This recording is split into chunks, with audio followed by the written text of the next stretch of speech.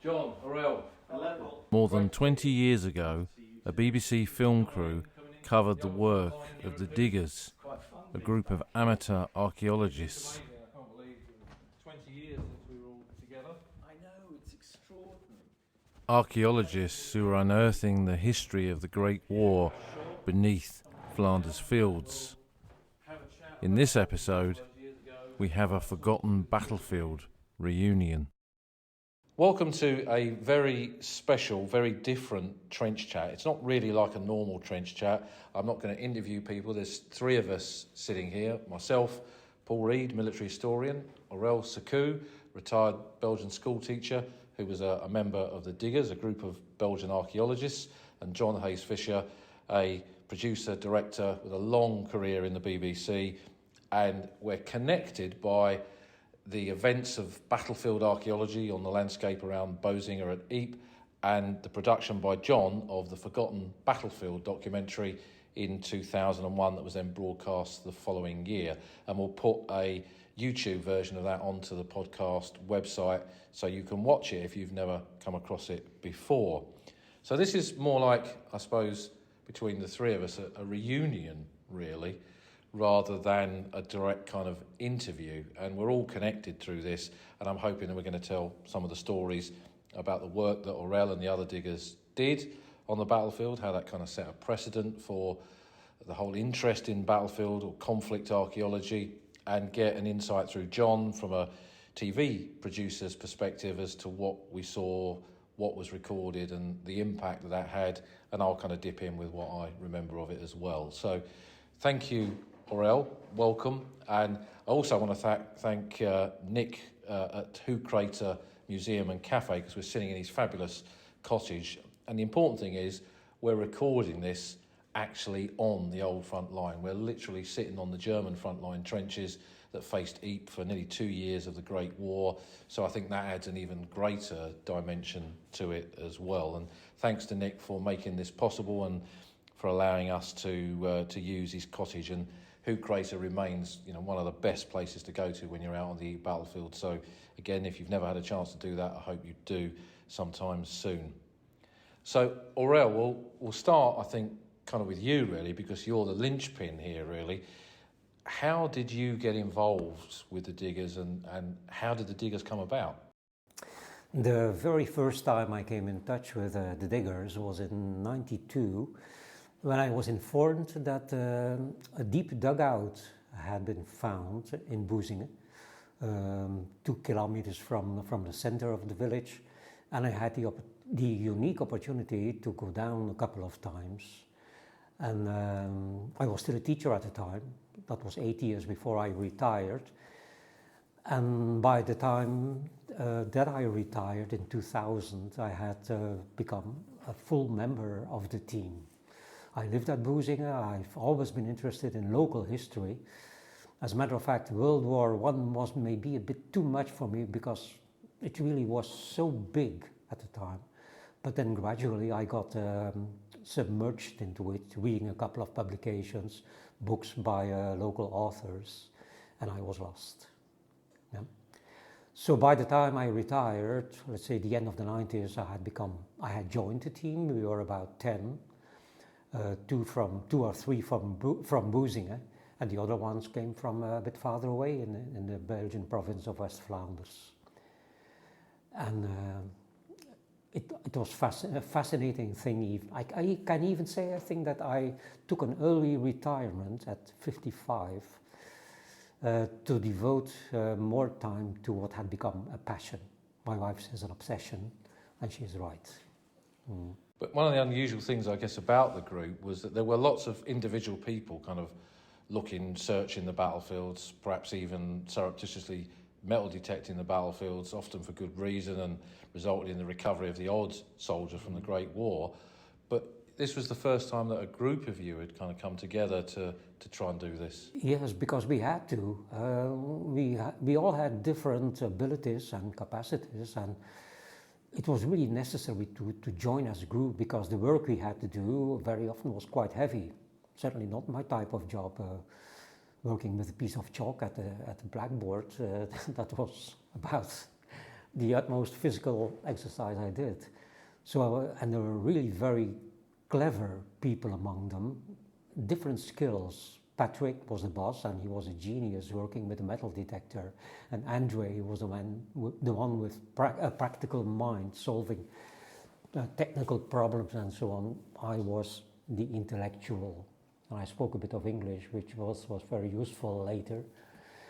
And I think we had to, but strictly spoken, I understand. Very often, amateur archaeologists are rivals. Some of them wanted to enrich their own personal collection, but that had to stop, of course. We no longer worked as individuals, but as a group. And then the sale of that land around Bozinga came about, didn't it, with the potential development and extension of the industrial estate. And that was kind of the first really big project that you all worked on together. So it all started with the deep dugouts, and then gradually we became aware that the whole area had been a forgotten battlefield that had hardly been explored. And we were very lucky because the owner, a wealthy former mayor and proprietor in Boezingen, never wanted the area to be destroyed. He wanted it to remain intact as it was, probably because he knew it was a battlefield. Maybe another reason was that he never wanted his cows to be disturbed. I use the two explanations, but it sounds better when you say he wanted it to remain a sort of, not an open-air museum, but deep down, as we realized, only a spade or two deep, it was a museum. And I guess it probably, I remember quite a few of you saying that initially you thought the battlefields would have been cleared and there would be nothing to find, but it was quite the opposite. Yes, it was quite the opposite, and it was amazing what we found. Structures and ammunition, of course, and personal items, and of course remains of soldiers too. In a period of about 6 or 7 years, over 200 remains were found. Not 200 soldiers, but because very often they were fragmented.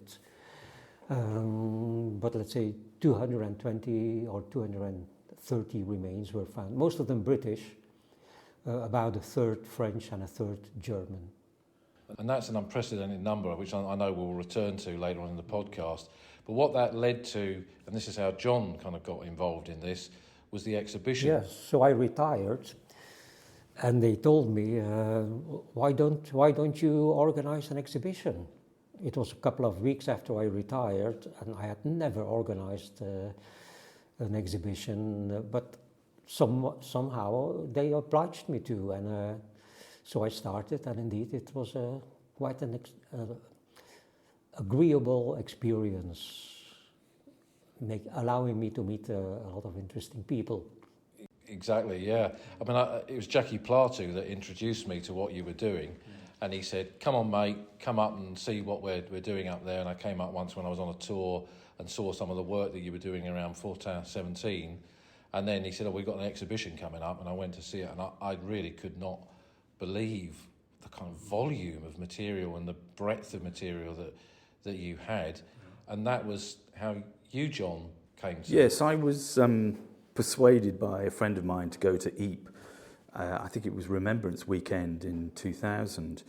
And my friend's great-grandfather had been killed at an area called Mousetrap Farm in April 1915. And we were just really heading over for just a look around. And we came across this flyer leaflet for Aurel's exhibition called Saved from Progress.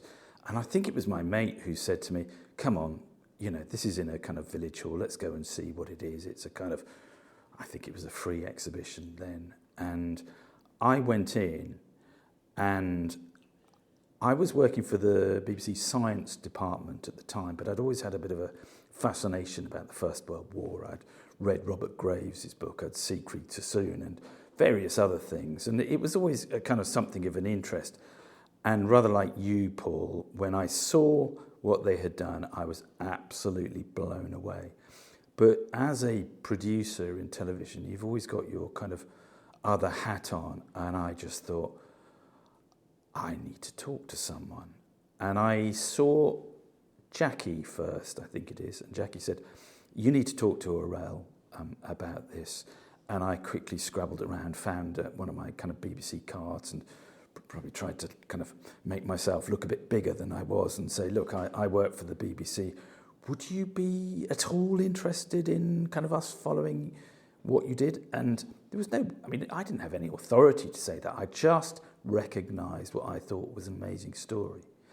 And then I went back to the science department and wrote up an A4 piece of paper and kind of gave it to my two different bosses and said, look, they have got this extraordinary thing. And I think around about that time, they had found the remains of something like 120 soldiers, as Aurel had just said. And even in those days, and you have to remember, it was kind of like 1990s, we just kind of moved over to 2000, you would get stories about a British soldier being found on the Somme and his body being recovered. But when they said that they had got something like 120 soldiers that they had found, nobody knew about this back home. Anyway, I presented it to these two bosses, and they both went, yeah, we'd do that. And there was a bit of a battle. But in those days, it was much, much easier to get programmes commissioned. If the department went to the kind of head of the BBC and said, oh, yes, we're doing that, they would say yes. And it got commissioned very, very quickly. And I remember with Jackie, who was the person who said, look, you really need to talk to Aurel more than me because his English is by far the best. And so that's how we really got involved. And when John finally met you, and you and the group, how did you feel that, here was a TV producer who on a complete kind of fluke really came to an exhibition that you put on, realised the potential of it, and he's now presenting the idea of a programme. How did that kind of go down? I remember that day, that was a Sunday, I think it was. And Jackie came to me, and there was a crowd in that hall in Boezingen. It was frightening even, and there were so many people pulling on my sleeves, former students of mine, colleagues, people I knew from Boezingen and from elsewhere. Everybody wanted to see me. I even remember at a given moment, I ran away home to be quiet and silence. But before that, Jackie had told me, there's somebody from the BBC who wants to see you. Maybe you should speak to him. And I did speak to him. John was only one of the many at the time, but I have never forgotten that. And that's how we met. And the idea of them then coming to film the work you were doing, was there apprehension about that, or? Yes, there was a lot, because it was about that period, shortly the summer before, the 21st of July of that same year, we had come in touch with another TV crew. I won't mention any names now. And we had a very negative experience about that. And it was about that same day that somebody came to me, which impressed me more than meeting John. Maybe you should watch television tonight, the news, because you will in it. And indeed, we were in it, and we were accused of being battlefield scavengers at the time. And that took a lot of my energy of the first year of being retired. Yeah. But everything was made up afterwards by meeting John and the BBC crew and the Forgotten Battlefields. And I guess as well that the prospect of John filming, with you being kind of fully, not in charge of it, but it's kind of, you're part of the production process of it, because without you there is no programme. I guess that kind of gave you an opportunity to set the record straight about the work that you were doing. Yes, it certainly did. And in a very good and fair way. What I remember about it, and I've actually just had to go back over my diaries to look at it, was I had no idea that I was actually making another programme at the same time. And this was about fetal medicine of the unborn child. And it was at King's Hospital in London. And I persuaded the assistant producer who I was working on, Sophie, could she possibly think about working on this other programme, which was very different? It was in Belgium, and I thought, because she's half French, I thought you'd be really useful because we can sell you as you speak French, so that's why you have to do it. And it was only when I got to Flanders and speaking to Aurel, I realised that they hated the French. But so what happened was I was making this other programme about fetal medicine for the science department, and then for a couple of days from March, every month, Sophie and I would go over to meet Aurel and Jackie, and just to see what they were doing and kind of building up the programme until by summertime we really got going and saw it. And very quickly we realised that with Aurel and Jackie, out of all the diggers, these two people were the historians of it. And while it's great watching people dig up stuff from the ground, and it was truly extraordinary things that were being pulled out, it was only really significant for us if it had some sort of context. And Jackie and Aurel were the two people who actually gave us the context. Because objects are just objects, really, aren't they? If there's no story, it's just another bayonet or another water bottle or another greatcoat or whatever. And that's kind of where you came in with your side of things and your interpretation of it. But I guess as well, it would probably, I mean, TV can be intrusive, but this was a way of opening the world up to the work that you were doing. Yep. It's always been these personal items, objects, artifacts that absorbed me, trying to find the man behind it, an identity, a name, starting from a service number, wondering whose spoon was this, whose brush was this, a toothbrush maybe, that sort of thing. Because you were finding a lot of personal objects where there was a regimental number on there or a regiment or even part of a name. Yeah, razors too especially, and getting in touch finally after many weeks and months even of efforts that were hopelessly in vain and useless, then finding an identity or a relative or a grandchild. That was amazing. Amazing, and you were kind of reaching out to family who were suddenly discovering objects, connecting them to their perhaps grandfather or even great-grandfather from... One of the first items that it all started with was a spoon. It was in the program too, in the Forgotten Battlefield, William Banfield's. I sent back the spoon last year in January to the granddaughter of William Banfield's brother, Salmon Banfield. Incredible, yes. Incredible. So the story goes on really. But coming back to when John started filming, I mean, you obviously had an idea this was not just kind of great visuals in terms of the archaeology, but you had someone like Aurel to partly tell the story. But then, of course, you want to give that story layers, I guess. Yes, I think what's absolutely astonishing looking at it from today is that you have to remember that the internet was really 2 or 3 years old when we started. You know, the Channel Tunnel was 5 or 6, 7 years old. It was a completely different time. In TV, when we wanted to research things, we went to textbooks, and that's how we did it.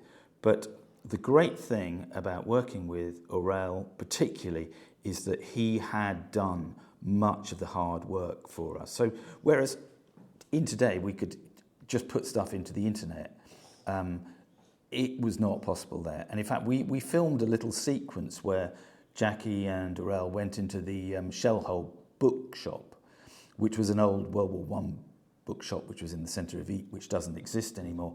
And the way I kind of devised it was saying, okay, so this is the Bösinger battlefield of 1915.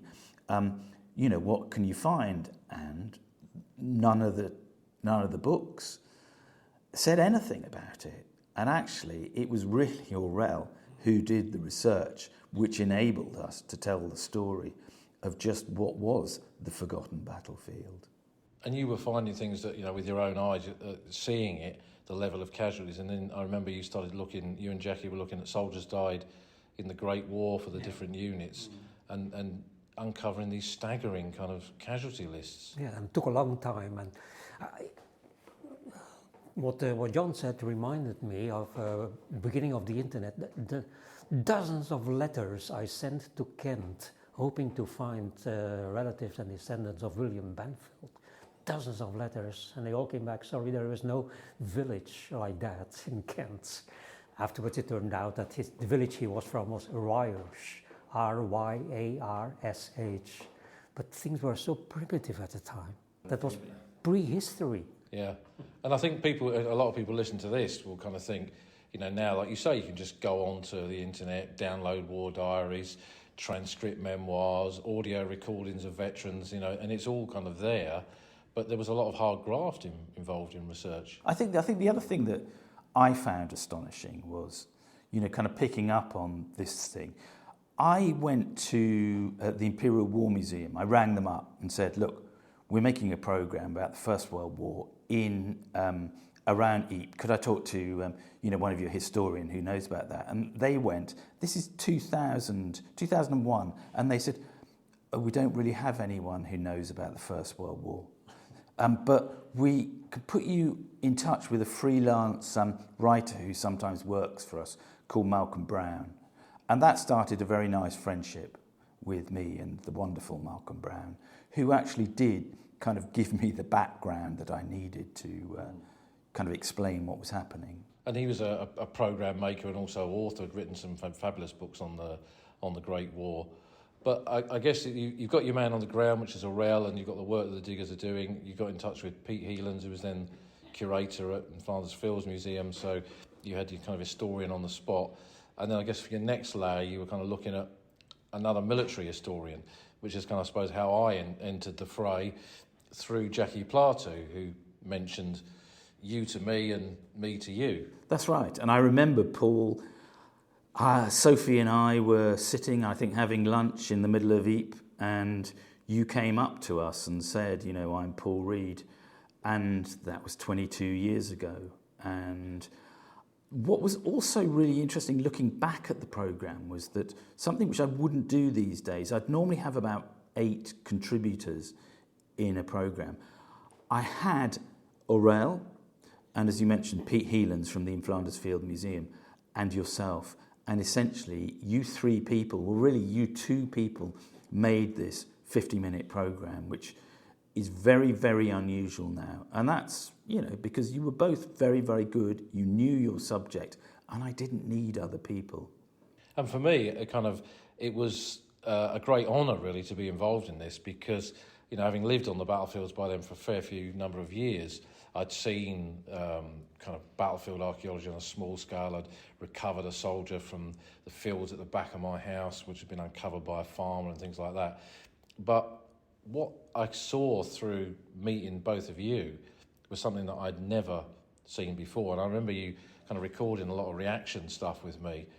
And at times I struggled really to kind of come up with the language for it because it was so unprecedented.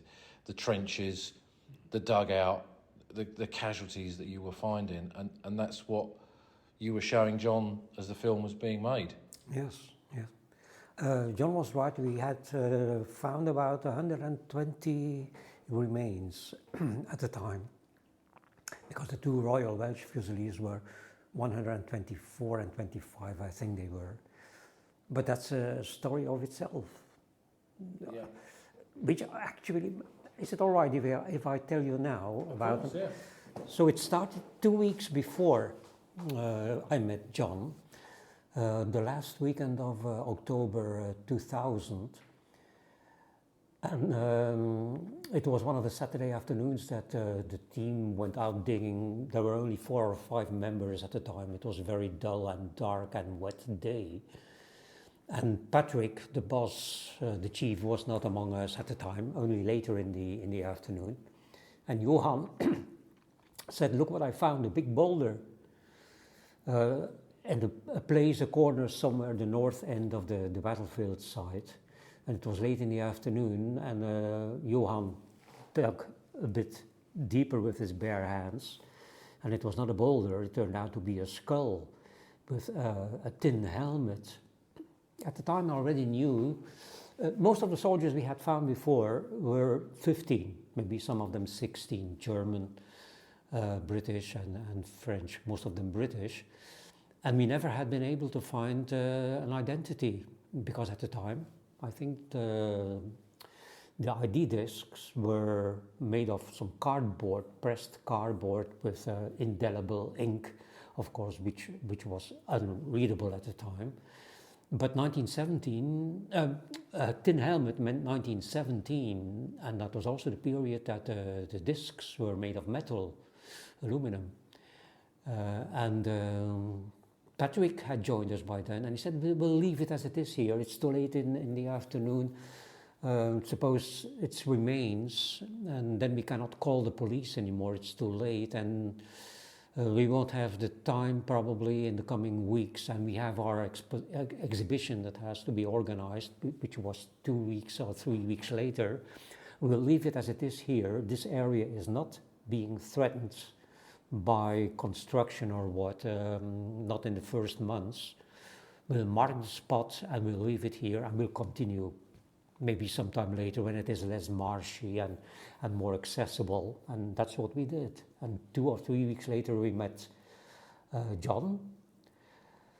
I do not know when it was decided that to ask John if maybe that dig, that excavation, unearthing of possible remains, which was only a skull at the time and a tin helmet, whether it was suggested to John, because there was already also the deep dugout that had been gone down into. But at some time we suggested to John that would be interesting maybe to continue that dig that we had interrupted or not continued at the time in October 2000. It went gradually, I suppose, also because we were not at all sure if it was interesting or not. Maybe it was only that skull, nothing else. And then at a given moment you must have said, yes, that might be interesting. That you actually did do the dig, wasn't it? Yes, it was later, 9 months later. So the dig was in the summer of 2001, and we had started it, finding that what we thought was a boulder was in October, 9 months before. And it turned out to be sensational, if I may say so. It was 2 complete soldiers with lots of artifacts and ammunition, and a whole list I drew up of what was found. And then finally, it was with the second one, 125, a number that we used in our inventory later, that a dog tag was found, a metal one. And I was in a panic. And I remember coming there, and John had said that you were excavating a soldier from a later period in the war, because a lot of the other burials that you'd found were from earlier periods, in the Battle of 1915, for example. So there were no steel helmets, like you said, fibre dog tags, kind of cardboard style rather than metal. But here was this chance with a later burial, aluminium identity disc, and there was this one soldier. Well, I remember getting there, and actually already you'd begun to uncover evidence of a second one with, I think, a pair of boots that if it wasn't a second soldier, this guy's feet were above his head, and it kind of didn't make sense. And then you found the rest of the next soldier, and they were in a kind of a zigzag of a trench, weren't they? Yes, they were. And then finally the dog tag was found, and I remember you holding it between your thumb and your index finger, and it was so corroded. And I immediately called 2 acquaintances of mine, and I asked one, what should I do now with it? And one of them said, put it in water as fast as you can. And the other one said, on the phone, do not put it in water. And then I put it into one of these plastic black boxes about 2 inches long and 1 inch in diameter for a film roll. And it was given to policeman or contact person with the police, and it remained in Ypres. And later, I don't know how many months later, I got a call from a high school in Antwerp who must have heard about it and asked me, do you still have it? Because no matter how corroded it is, we can decipher what it says, the number, the service number and the name and so on. But I didn't even know where it was. Because meanwhile, it had been asked, not to me, but to the police in Ypres, by the Ministry of Defence in the UK, And I think it must have gone there, but I don't know what they did with it. Probably nothing. Anyway, there was no identification. No, because if you'd have been able to lift the name from that, you'd have identified the day that he died, and then the other casualty probably would have been identified as well as a consequence of that. And what you found with it identified them as the Royal Welsh Fusiliers, didn't it, from shoulder titles? And I remember, for me, it was fascinating to watch it kind of unravel in real time as you were excavating it. And they were both kind of on their side, weren't they, slightly? And in their left tunic pocket, both of them had their cat badge, I seem to remember. And then when you found the identity disc, one of them, his hands were almost kind of clasped together, and when you or Patrick kind of lifted the remains slightly, there was exactly where it should be, on the wrist. And there it was, it was just extraordinary to see that. Yes. And I remember Patrick saying, and I know where they are, the dog tags, and he was absolutely right, he'd found it.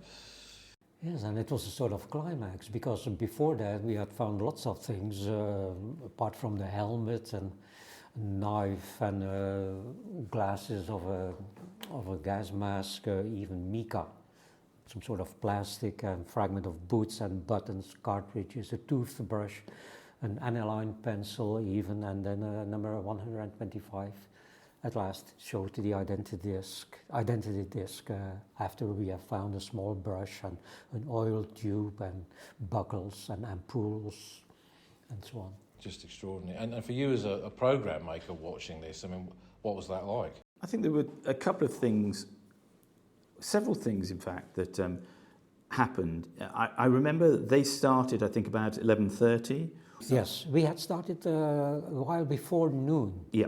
So we didn't actually turn up till after lunch, something like that. But the dig went on 4 hours. I timed it the other day, and we compressed it into 9 minutes, but it lasted several hours. And they worked absolutely tirelessly in removing all the mud and the earth, everything around the two bodies, so that you did get this revelation at the end of these two soldiers lying. And we then took these iconic photos. Aurel did it yourself, and I did it too.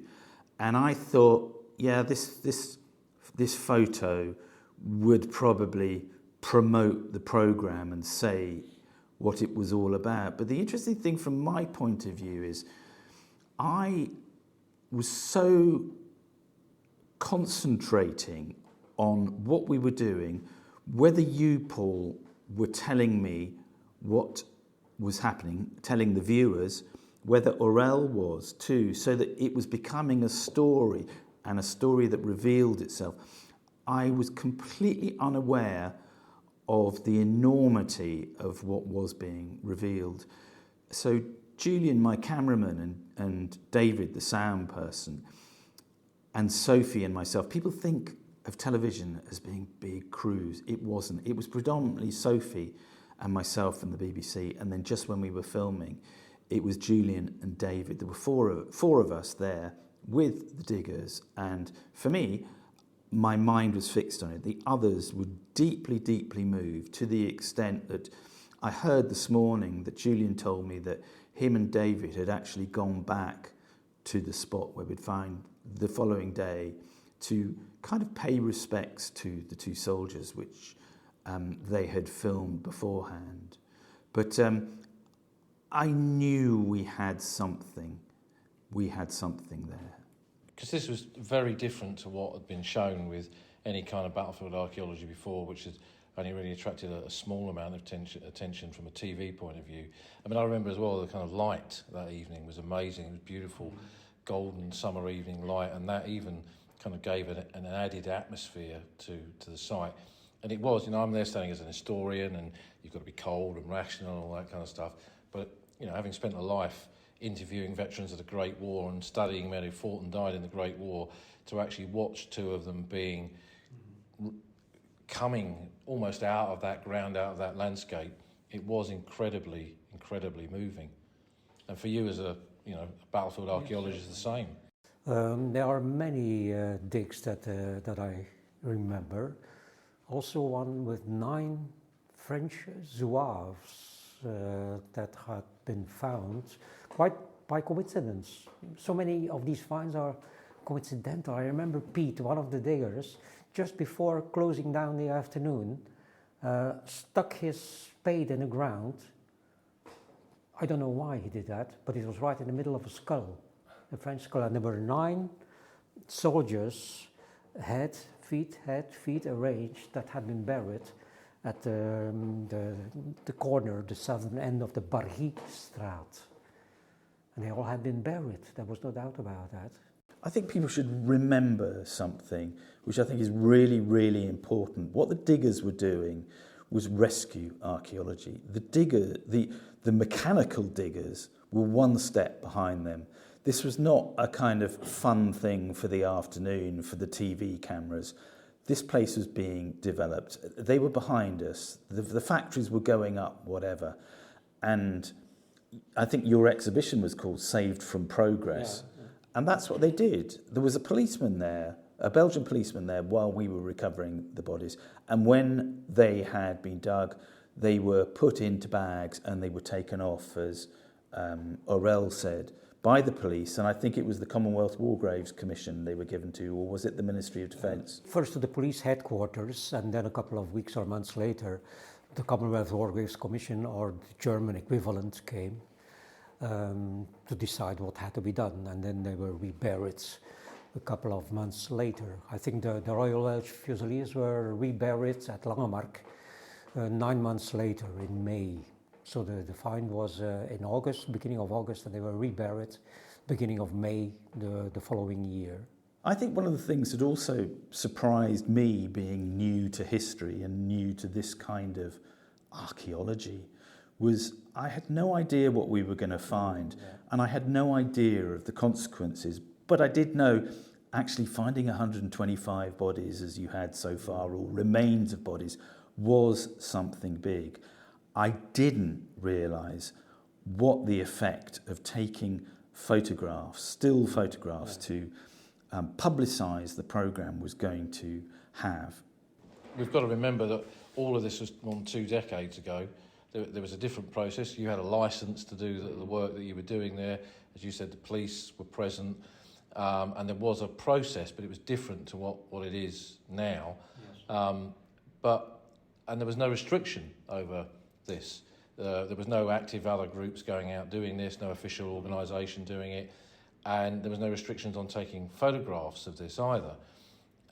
But it did lead to a kind of controversy, didn't it, once these photographs got out into the public domain? Yes, the first thing that happened for us was that we edited the programme in the autumn of 2000, and then come around about February of the following year, 2002, we started, in our BBC way, just to put out kind of press releases saying, yes, we have got this programme about excavating a World War I battlefield, saved from progress, amateur archaeologists, keeping one step ahead of the diggers, look what we've got. And this photograph that I had taken was used to publicise it. And one of the newspapers picked up that picture and made a full page story with that picture, massive. And then it got picked up further and it snowballed. And should we just say they weren't entirely truthful about what they said? They identified the soldier, which they couldn't possibly have done. I remember that call even. I got a call from a newspaper man, and he spoke about that find of the Royal Welsh Fusiliers. And he said, is it possible that this man is, and he named the soldier Jenkins or something? I said, yes, but it's only one chance out of many dozens. Yeah, but is it possible that this man is X? I said, yes, but, and so on. And this is repeated a couple of times. And then it was you, John, who sent me that paper, or that sheet of paper, saying that we found this man. And they even had contacted Yep. the grandchildren. So they wrote it very carefully, but they kind of said there's more than a 1 in 5 chance that it is this man. And then went on to talk about this man, contact his family, say that, words to the effect of, this is probably your great-grandfather or something like that. And the family from North Wales was saying it's so nice to find out what finally happened. It then got picked up by another newspaper who then said, and I read here, it says, the experts now claim to put a name to the fallen hero, ending years of speculation for his family. Scientists are almost certain the remains belong to a 24-year-old private. He died in a brave charge across no man's land towards enemy lines on July the 31st, 1917. But then, of course, the archaeology showed something very different to even that aspect of the story, that there they were in the bottom of a trench. I think they were wearing their gas masks, and that they didn't have their weapons. Their rifles weren't there, so they weren't fixed bayonets going over the top. And I seem to remember they were riddled with shrapnel balls. So it looked as if they were in a kind of forward trench that got hit by artillery fire. So, I mean, even that is not even credible. No, I think it was very disappointing. But what came out of it, which in some ways makes this programme kind of even more extraordinary, just for where it kind of fits in terms of history. A few years later, we were covering another, you and I were covering this other archaeological excavation. We came across a New Zealand soldier, and the police turned up again. And the police said, if you film this, we will arrest you. We will confiscate your filming equipment. And I went back to the police station, and he told me that Forgotten Battlefield had caused quite a stir, not only in Ypres, but with the police force. And that's why you don't find films, documentaries of any kind of excavation of human remains from this period. Now, I know this is something you feel very strongly about, Paul. It is, yeah, and I'd be interested to see what we all think about it, really. It reminds me of, very often it happened like this. So the diggers did not work individually, but sometimes they did for some reason, but never in secret. And Piet de Meester called me one day and said, you'd better come here, because not far from Yorkshire Trench and dugout, I think I found remains of a soldier. So I went immediately. I only lived 5 minutes from there. And indeed, Piet had found a French zouave. I remember even the spurs. Must have been some cavalryman, I don't know, but there were spurs too. And one of my favorite photographs is of that man lying there, and some 10 meters from it, an excavator going on with his work, because I had arrived, and indeed there was an excavator working, and we just asked the man, would you please move on for a while, we'll do our job here, rescuing the remains and things like that, and he did. Now this would be totally impossible, of course. The police would have been notified, and there would have been a ribbon fencing the area off, and all the works would be quiet for weeks maybe, and very often the owners or the proprietors of the contractors would not like that at all. This was possible at the time. Yeah, I think it was a different world. And I think for me, one of the things that we're the fact that we're even here, we're sitting on a former frontline position on a battlefield that's so important for the history of the Great War, we've got a huge amount of respect for this subject. We don't just want to casually show images of the dead, but I think one of the things that people need reminding of, I think, at times, and I think this is what the power of this was, the cost to ordinary humans, the fragility of humans under these kind of bombardments, and what it did to the soldiers and the ways in which they died. And I think it helped tell that story. It felt to me very important that the dead of the Great War should be shown. And I understand that there is a consideration that you're showing the remains of a soldier who could be identified and the family could be upset.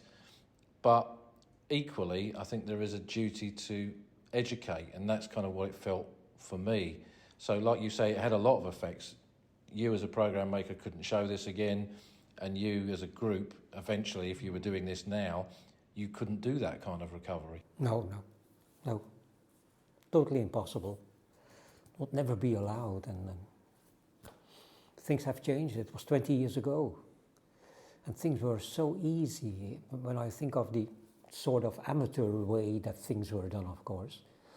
But we could afford to, and that was normal at the time.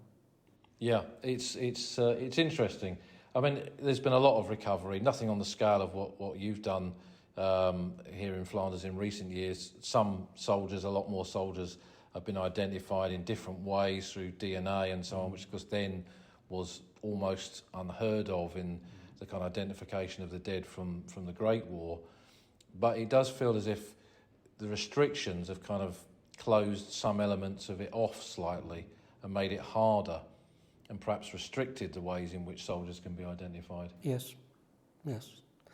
The team had to stop in 2008, and professional archaeologists took over, and of course they did a very good job.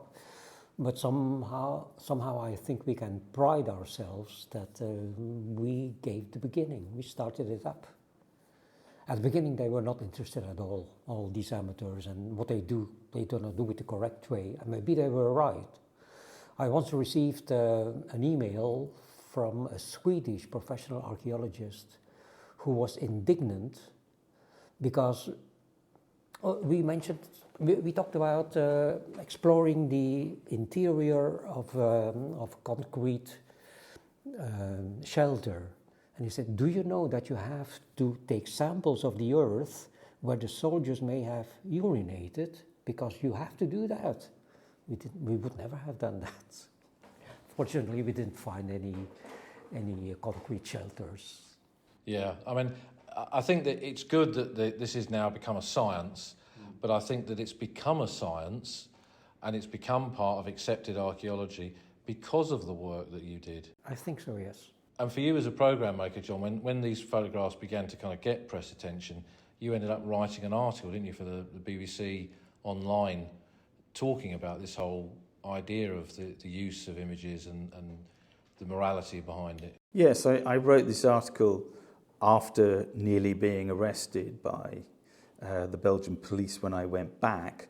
Nothing I was doing. Archaeologists were just uncovering one body this time. And I had just started on a new series on the BBC called Digging for Britain. And I made the very first episode, and in that episode I featured the bodies of some 97 Roman babies that had been possibly killed as a result of infanticide, it really was. And also I filmed the skeletons of Saxons in their coffins. There was never any questions. The Roman babies story of the skeletons being taken out of boxes to be analysed also made a lot of news, but it didn't make news because I was showing them on telly. It was just, this is history.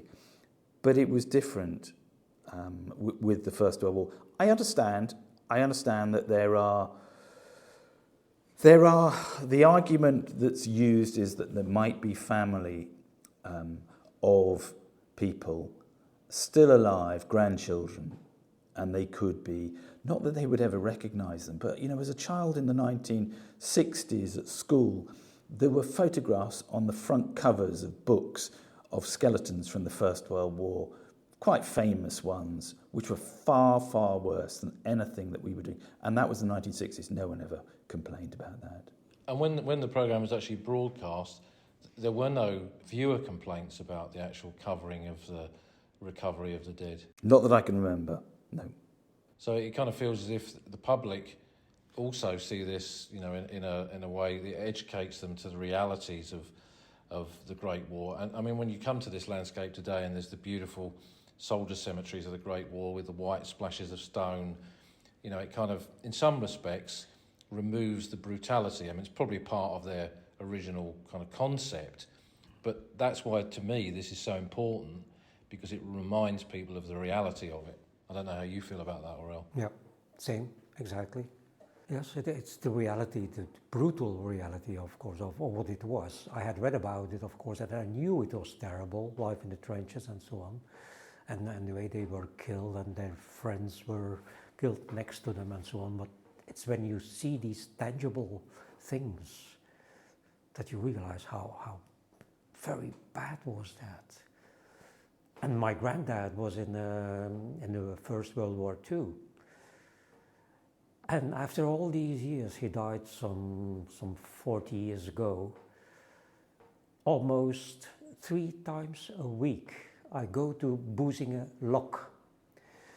Because when I came to Boezingen in 71, I am from Roeselare, which is about 25 kilometers from here. My granddad said, "Oh, Aurel, are you in Boezingen? Will you live there? Will you please take me there?" Because I was there in 1916. And I said, "Oh, please, Granddad, I just have a job. I have 2 children, a new house. I have to decorate the house. I still have to find my place here. Hold on for a while." And then he died a couple of months later. I never took him to Boezingen Lock, but I go there, and I saw the trench where he was in, because there was a sort of bypass, small channel around the lock made. And I saw the trench where he probably was in. And then I go to the other side where the Germans were. And I laugh at them and I say, "You didn't get my granddad, did you?" It's a bit ridiculous, I know that. But I think it's how these places connect us to people. And I guess that's what this is all about, is that these weren't just 2 random soldiers of the Great War. We never uncovered exactly who they were. But even as unknown soldiers, they kind of speak a wider truth to the experience of men who went through there in the Great War. And it was horrible, that experience.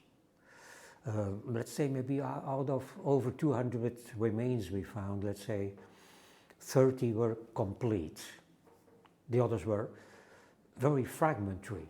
I remember that we found the lower half of 3 soldiers, and we knew that there were 3 because we counted the bones, and there were 6 femurs. So we thought we knew there were 3 soldiers, but the upper half was gone, blown to pieces by the bombardment, because this battlefield site was bombarded more than 2 years between between the second battle of Ypres and the third one, between April 1915 and then the summer, July of 1917. And that was for me also one of the interesting things about the dig that you were doing, that this wasn't just about, I mean, you called it the forgotten battlefield, but it wasn't just about the big attacks. It was that long period of static trench warfare, and what you uncovered, not just the dead, but the trenches and the dugouts and all the artefacts, gave an insight into that kind of experience, which is much more typical of the average soldier's experience on both sides during that period of the war. There were no big battles, I suppose, except maybe when the 2 Royal Welsh Fusiliers were found, which was the beginning of Third Ypres, the Battle of Pilkham Ridge. But in between, hardly anything happened, except maybe raids, local raids, and the battle for International Trench, of course, which was a trench between connecting the British line, the ex-French line, and the German line. Many of the soldiers we found must have died in that international trench battle, which was the first week of July 15. And what you also uncovered, I think, was the kind of chronology of the development of trench warfare, from fairly primitive trenches, primitive bunkers like Fortin 17 maybe, through to deep dugouts like Yorkshire dugout. Yes. I think that the original trench where it all started, where Yorkshire Trench is now, was a very shallow French trench, probably from June 15. And then the deeper trench came with the deep dugout, which was a double battalion headquarters of the Royal Welsh Fusiliers. But we saw the development indeed from the beginning till the end, till 17, I mean. And the kind of construction, I mean, this is the thing that you would have seen that was amazing, really, is that it wasn't just a kind of a ditch, but there was all the kind of paraphernalia of the trench there as well. So the A-frames probably date from late 16 maybe, or 17. But the interesting part for us was in that area between that horizontal beam and the bottom of the trench, because when soldiers lost their razors or shaving brushes and so on, or ammunition, they would not bother to find it again in the mud. So that was the interesting part, where we found many personal items. So it turned that into a kind of World War I, Great War rubbish tip, really, where the bits that were dropped and things they didn't want kind of ended up. All sorts of things. Plastic Christmas cards, wrappings I still have of Gillette razors in plastic, which turned out to be a calendar. Well, many of these things are so socks, gloves. Am I looking at sock now that was sent to a soldier, maybe in 16, a British soldier or a French soldier, and that is still here, preserved in the blue clay, the oxygenless clay, in perfect condition, except with a hole maybe. And the blue clay was a great preservative, wasn't it, of this material? Because it wasn't just metal, was it? Like you say, it was material and wood as well. Yeah. It was things looking brand new. But you could hardly believe that they had been there in the mud, in the blue mud, for 80 years at the time, almost a century. And then we went literally, when in that second bit of recording, we went under the Western Front into the Yorkshire dugout, and for me, that was extraordinary, because the Great War is a kind of troglodyte war, and this was a fabulous kind of example of that in almost perfect condition. Yeah, yes. Many people afterwards said, why wasn't it preserved for tourists?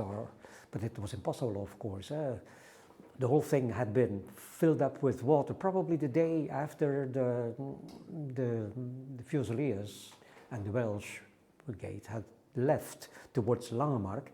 The water table started to rise again, and it was forgotten. And when the people came back beginning of 19, the civilian population came back, they didn't bother about that. And on the contrary, they dumped all the rubbish in it, and it was forgotten. And it was all timber lined, the original steps. Yes, it was still there. And it was only when it was pumped out that it became dangerous, that it could start moving again because of the pressure of the earth. And the wood would start to rot too. So it filled up again by now, and it's safe again for a bit. I remember every moment of it when I went in it, 92, also because I took photos, many photos.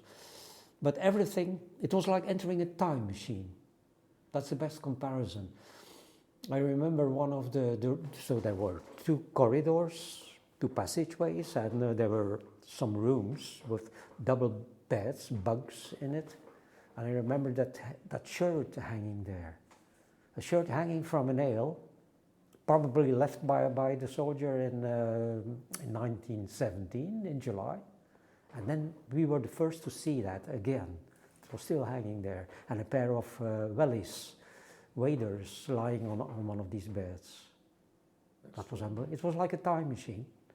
You enter, you go down at the time 1992, and all of a sudden you're in 1917. And a time machine. That's the best comparison. And I remember the kind of the feel of it, the kind of tactile nature of being in there, the damp walls and the blue clay and the smell of the clay, which, after spending a day down there with you and going back to the hotel, it kind of wouldn't wash off. And I could feel it up my nose and in my ears and so on. And even having a shower in a modern hotel room, couldn't get rid of it. And that made me think about the men in the trenches and what it must have been like for them living in this. Yeah. Just extraordinary. And things were frozen in time. The armourer's room, he was fixing a machine gun at the time, a Lewis gun I think it was. And the saw of the carpenter was still in the workbench. And these shirts and waders and grenades too. It's just like somebody walked out the day before and just kind of left it all there. Yes. I told you, the mud and the water had not been pumped out completely when I first entered. And me and Patrick and some other acquaintances and friends were standing on something that was very wobbly at the time, but we didn't know what it was. And then the water, when it was pumped out, all of it, we realized we had been standing on some 24 Mills bombs that were still in good condition. Extraordinary. I was going to mention the kind of health and safety side of it, because there we were, John, in a dugout. We were about 30 foot beneath the surface. Nothing's propped up. We're kind of down in this big empty void with, 80-year-old timber supporting it. I mean, you as a programmer, it must have been great to see it, but were there any concerns? I think we all made our own personal decisions at the time. I'm quite convinced that we would never have got that past authorities. We have to sign pieces of papers, health and safety, and we just wouldn't have been able to do it. It's easy to sit here now knowing that we'd seen it and it didn't collapse on top of us and say, we did it. I realised at the time when I went down there, as you did too, that, there was a kind of danger in it. I don't know whether we persuaded Aurel and Patrick to come down and film them with their torches looking around as they sloshed through the water. I think I was probably pleased to get out of there, actually, when I did. But Sophie and I kind of took it upon ourselves to do it, and I'm not sure we would have been able to do that now. But an amazing bit of film, though, the way he kind of shot it with Julian and his expertise with light and everything. It looks amazing, and something that, again, just like the discovery of the soldiers, will kind of never probably be easily repeated. We were very privileged. I say that now. It's 22 years on, and it's still, for me, one of the most significant films I've made in my career. And with the recovery of the dead came the subsequent reburial of the dead in military cemeteries, which you and the diggers got to attend. Yes, the British men we found were reburied at Cement House Cemetery, Langemark, which was still an open cemetery with some place left to rebury soldiers that were found in the area. And the German soldiers were reburied once a year, normally in November, in the German cemetery at Langemark, and the French soldiers nearby at Zonnebeke, between Ypres and Zonnebeke, Saint-Charles-de-Portisy. And how did that make you feel as a group that, although I know you identified, I think, at least one of the French soldiers, one of the German soldiers as well, was it? Yes, there were members in our team, especially Andre, who made it a point of honor to be present at the reburial, even if he had to come from almost an hour from here. Whether it was the German soldiers or the French soldiers or the British soldiers, he always was there. And when you were in the edit suite editing this, I mean, could you quite believe kind of what you got when you were filming it? The honest answer to that is I don't think it really crossed my mind. I think we knew what the material was. We knew we had to make a film, and we did, and a film that I was very happy with, and a film which was very, very well previewed by the newspapers, and kind words said about it at the time. But if I'm being honest, I don't think I realised till much later the significance of it. But the programme is now coming up to a point where it's going to be broadcast. You've seen the kind of development of it, and then it is released, and it's a great reception. Yes, I mean, we got 3.5 million viewers. I have never got that figure since for that kind of documentary. I worked for Time Watch for many years afterwards, something like 7 years, and the highest I got was one film got something like 2.5 million viewers, but never that kind of figure. So yeah, I think it touched a chord. I think that it was heavily previewed by the newspapers. We were pick of the day in absolutely everything. And I'm sure in those days, pre-internet, that attracted people. But, you two were both in it. You two were the people who were seen, who told the story. And I think the audience really, really appreciated it. I think, for me, it was a life-changing experience in so many ways, to kind of see the work that you were doing and seeing things that were genuinely new discoveries. One of the criticisms with this kind of archaeology is everything's in books, everything's in the archive and so on. But I think you proved categorically that wasn't the case, because it genuinely gave new insight into the First World War. And then it led me kind of down a path of many years of kind of working in TV. But I think more than anything, it stayed with me, this, because of particularly the Royal Welsh Fusiliers and also going into Yorkshire dugout, that insight into the brutal reality of war and those individual soldiers. We could almost kind of construct a story about them with one of them had a snuff box, didn't he? Yeah. Had false teeth and things like this. It kind of humanised them, and then the kind of reality of being in a dugout underground and the smell of it and so on. I think that it kind of changed my perspective of the Great War forever. Here we are now 20 years on, more than 20 years on from this, but there are the kind of, the trench system that you uncovered and the bunker at Fort Town 17 that's kind of disappeared under the development there. But there is a bit of Yorkshire Trench. It's kind of in a bit of a ropey shape at the moment. There's a visitor centre with some of the artefacts that you recovered. There's stuff here at Hoog in Nick's collection from the work that you did as diggers. And there's a kind of special section of the In Flanders Fields Museum with some of your film of the Yorkshire dugout and the artefacts. So does that make you feel great that the kind of story of the work that you all did is not forgotten? Yes, I must, to be honest, I think I am proud.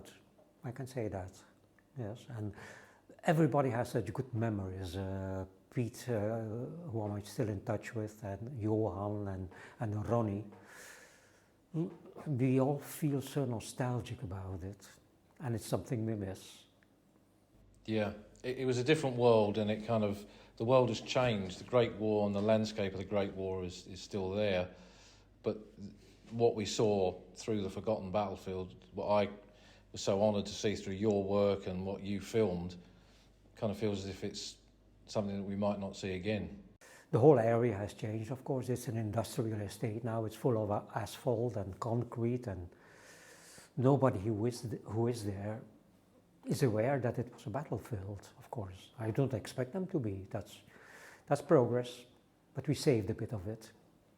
Well, it's. I think that kind of bringing this discussion to a close, it's absolute privilege to sit here with you both. It's difficult to believe that it's over 2 decades since we were there in the mud and amongst the trenches of that battlefield. And let's hope at some point or other we'll put a link to the kind of online version of it. But it'd be good to see the programme perhaps reappear on BBC one day to show to a new generation of people and inspire them to the Great War.